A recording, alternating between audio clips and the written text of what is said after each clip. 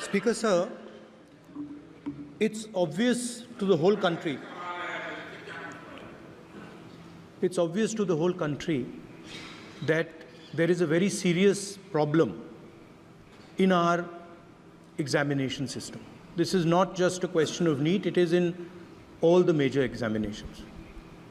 Now, the minister has blamed everybody except himself. Right? I don't even think he understands the fundamentals of what is going on here. आप प्रश्न क्या है आपका? आ रहा हूं sir ये मैं क्वेश्चन को सेटअप कर रहा हूं। इसलिए प्रश्न पूछते हैं।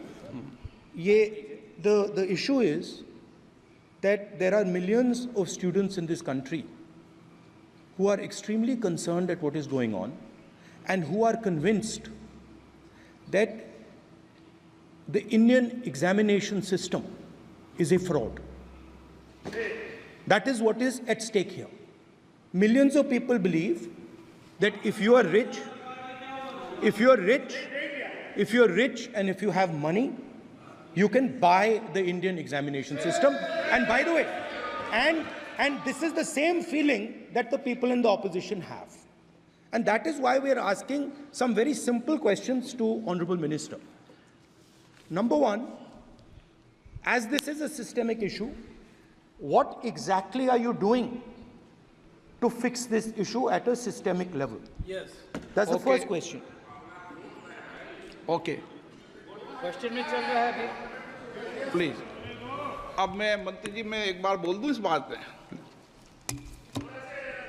चलो मंत्री जी आप शॉर्ट में जवाब दो, फिर मैं बोल ही देता हूं आज।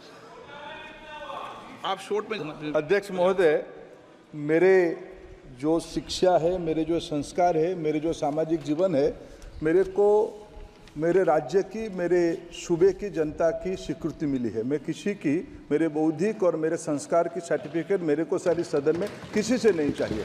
देश की प्रजातंत्र में चुन के मेरे नेता प्रधानमंत्री मोदी जी को प्रधानमंत्री की भूमिका दिया है। मैं उनकी निर्णय से यहाँ उत्तर दे रहा हूँ सदन को। बाकी ये कहना चिल्लाने से सच झूठ नहीं हो जाएगा साहब। ये जो कहा गया देश की अभी की एग्जामिनेशन सिस्टम रबिश है सर, इससे दुर्भाग्यजनक बयान देश की नेता प्रतिपक्ष का कुछ नहीं हो सकता है सर। मैं कठोर शब्द से इसको निंदा करता हूं। बाकी रहा, मैं सर आपके सामने, आपके माध्यम से देश के सामने सर एक तथ्य रखता हूं सर। जिन्होंने रिमोट से सरकारें चलाई है, 2010 में 3 बिल आया था सर शिक्षा सुधार के लिए। उन्हीं की पार्टी के नेता आदरणीय कपिल सिब्बल साहब 3 बिल लाए थे। उसमें से एक बिल था एजुकेशन, उसमें एक बिल था prohibition of unfair practice bill 2010, जिसकी उद्देश्य एजुकेशन इंस्टीट्यूशन में माल प्रैक्टिस को बंद करना। सर मेरे सरकार की हिम्मत है, अभी हमने पब्लिक एग्जामिनेशन की रेगुलरिटीज में बिल लाए, कानून बनाए।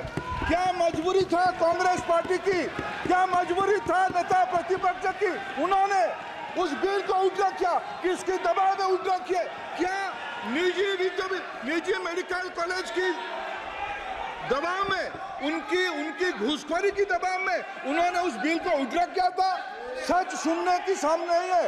ये मैं किसी की विद्वता में प्रश्न नहीं उठाता हूं, लेकिन सच 2010 में शिक्षा सुधार की बिल उन्हीं की सरकार ने लाया था, दबाव में उन्होंने उल्टा किया। ये हमको प्रश्न पूछते हैं।